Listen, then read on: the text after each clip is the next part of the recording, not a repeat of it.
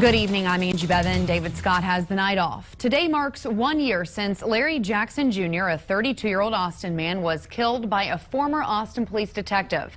And tonight, family and friends are gathering to remember him. KXAN's Amanda Brandeis joins us live from Central Austin with more on what the family has to say.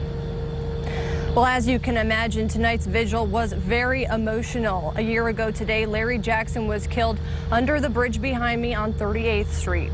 Tonight, friends and family gathered to remember the 32-year-old. We heard from his sister, his children, and community members. Loved ones recalled happy memories they had with Larry, saying he lived as free as he could. Not here tonight was his mother, who we're told was too hurt to be here. The family says that the pain hasn't gone away, and neither has their fight for justice against the officer who shot and killed Larry. We miss him dearly, and we don't feel that the way he was taken from us was justified or necessary. Now, the man who is charged with Jackson's killing, Charles Kleinert, is expected in court this Friday for a pretrial hearing. The Jackson family tell me they will be there. Reporting live in Central Austin, Amanda Brandeis, KXAN News. A grand jury indicted former APD detective Charles Trey Kleinert for manslaughter back in May. A statement from Kleinert's attorney after the indictment said, "We look forward to the day we get to participate in the proceedings and tell the whole story about what happened. We will not let Trey Kleinert go to jail for doing his job trying to protect the citizens of Austin."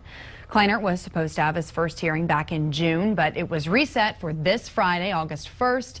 And in June, the city set aside $600,000 to fight a lawsuit from Jackson's family.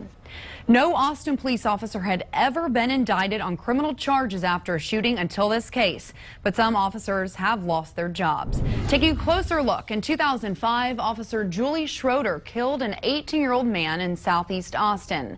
A grand jury cleared her, but then Police Chief Stan Nee gave Schroeder an indefinite suspension for violating police procedures.